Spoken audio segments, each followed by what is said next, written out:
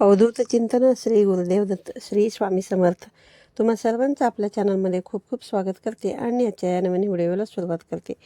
दिनांक येत्या 12 एप्रिलला म्हणजे शनिवारी आलेली आहे चैत्र पौर्णिमा. दरवर्षी चैत्र पौर्णिमेच्या दिवशी हनुमान जयंतीसुद्धा साजरी केली जाते. या चैत्र पौर्णिमेच्या दिवशी हनुमानांचा जन्म झाला होता, म्हणून हा दिवस हनुमान जन्मोत्सव म्हणून साजरा केला जातो. आपल्या हिंदू धर्मामध्ये चैत्र पौर्णिमेला विशेष असे महत्त्व दिले जाते, कारण महिन्यामध्ये चैत्र नवरात्र देखील साजरी केली जाते. म्हणून ही चैत्र पौर्णिमा देखील खूप महत्त्वाची आणि शुभ मानली जाते. या दिवशी लोक पवित्र नद्यांमध्ये स्नान करतात, दान करतात आणि भगवान श्रीहरी विष्णू आणि देवी लक्ष्मीची देखील पूजा करतात. यासोबतच हनुमान जयंती देखील याच दिवशी असल्यामुळे हनुमानांची पूजा देखील या दिवशी केली जाते. चैत्र पौर्णिमेच्या दिवशी भगवान श्रीहरी विष्णू आणि माता लक्ष्मीची पूजा केल्याने घरामध्ये सुख, शांती, समृद्धी येते. त्याचबरोबर धार्मिक दृष्टीने देखील हा दिवस जो आहे तर तो अतिशय महत्त्वाचा असल्यामुळे या दिवशी काही प्रभावी उपाय आणि सेवासुद्धा केल्या जातात. आज या व्हिडिओच्या माध्यमातून मी तुम्हाला एक अतिशय असा प्रभावी उपाय सांगणार आहे. शनिवारी 12 एप्रिलला चैत्र पौर्णिमेच्या दिवशी तुम्ही काही जरी नाही केलं तरी देखील चालेल, पण घरामध्ये तुम्हाला इथे एक स्वस्तिक जे आहे ना तर ते काढायचं आहे. एक स्वस्तिक जे आहे ते तुम्हाला माता लक्ष्मीची अखंड कृपा दृष्टी देऊन जाईल. घरातील नजरबाधा, कटकटी, दारिद्र्य, इडा पिडा नष्ट होऊन 7 पिढ्यांचे दारिद्र्य देखील नष्ट होईल. कुटुंबांची भरभरून अशी प्रगती होईल. तर असे हे स्वस्तिक कुठे काढायचे आणि कोणत्या वेळेमध्ये काढायचे याबद्दलची संपूर्ण माहिती आज या व्हिडिओमधून मी तुमच्यासोबत शेअर करणार आहे. त्यामुळे तुम्ही हा व्हिडिओ स्किप न करता शेवटपर्यंत नक्की पहा. चॅनलवरती नवीन असाल तर नक्की सबस्क्राईब करा आणि असेच माहितीपूर्व आणि नवनवीन व्हिडिओ पाहण्यासाठी बेल आयकॉनला प्रेस करा. आज जो उपाय मी तुमच्यासोबत शेअर करणार आहे तर हा उपाय तुम्हाला शनिवारी करायचा आहे. शनिवारी तुम्ही दिवसभरामध्ये कधी देखील हा उपाय करू शकता. या चैत्र पौर्णिमेचा प्रारंभ जो आहे तर तो दिनांक 11 एप्रिलला रात्री 3:21 होणार असून त्याची समाप्ती जी आहे तर ती 12 एप्रिलला पहाटे 5:51 होणार आहे. आणि म्हणूनच उदय तिथीनुसार आपल्याला ही चैत्र पौर्णिमा जी आहे ती 12 एप्रिलला म्हणजे शनिवारच्या दिवशी साजरी करायची आहे. हनुमान जयंती देखील याच दिवशी आहे आणि हा उपाय देखील आपल्याला त्याच दिवशी करायचा आहे. पौर्णिमेच्या दिवशी चंद्र हा 16 कलांनी परिपूर्ण असतो. या दिवशी माता लक्ष्मी ही पृथ्वीवरती भ्रमण करत असते. तिची सेवा व उपाय करणाऱ्यांना ती धन, धान्य, समृद्धी प्रदान करत असते आणि म्हणूनच या दिवशी अनेक प्रभावी उपाय जे आहेत तर ते केले जातात. स्वस्तिक बघा, स्वस्तिकाला आपण मांगल्याचे प्रतीक मानत असतो. हिंदू धर्मामध्ये स्वस्तिकाला भगवान श्रीहरी विष्णूंचे आसन आणि माता लक्ष्मीचे स्वरूप मानले जाते आणि म्हणूनच आपल्याला या दिवशी आपल्या घरामध्ये एका ठिकाणी स्वस्तिक काढायचे आहे. स्वस्तिकला शुभ आणि सकारात्मकतेचे प्रतीक मानले जाते, म्हणून कोणतेही शुभ कार्य करण्यापूर्वी सर्वप्रथम स्वस्तिक काढले जाते. स्वस्तिकची पूजा केली जाते आणि यानंतरच शुभ कार्याची सुरुवात केली जाते.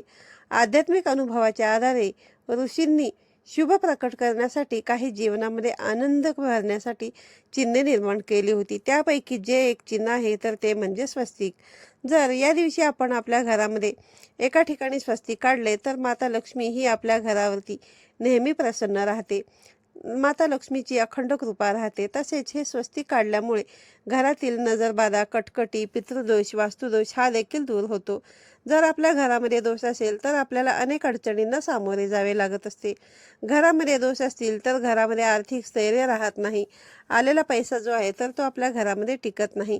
सतत आपल्याला पैशांच्या आर्थिक अडचणी ज्या आहेत तर त्या येतच असतात किंवा घरामध्ये सुख, शांती, समृद्धी देखील टिकून राहत नाही. सतत वाद विवाद, क्लेश, भांडणे ही जी आहेत तर ते होतच असतात. म्हणूनच आपल्याला हा जो उपाय आहे तर तो करायचा आहे. तर हा उपाय करण्यासाठी तुम्हाला पौर्णिमेच्या दिवशी सकाळी लवकर उठायचे आहे. आंघोळीच्या पाण्यामध्ये थोडीशी हळद आणि गंगाजल टाकून तुम्हाला आंघोळ करायची आहे.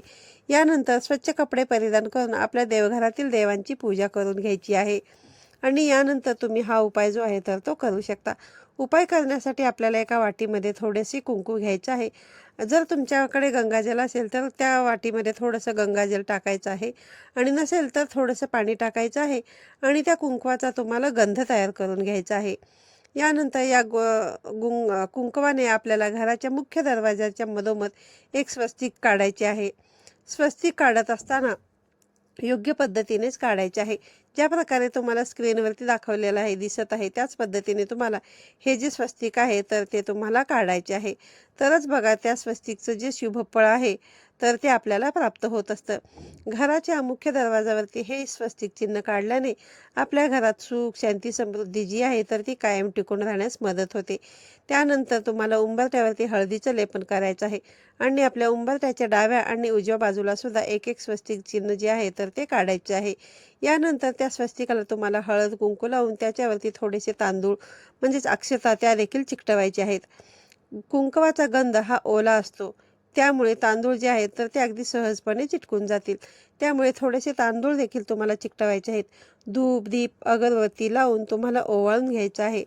आणि बघा आपल्या घराचा जो मुख्य दरवाजा असतो ना तर तो आपल्या घराचं सर्वस्व असतो.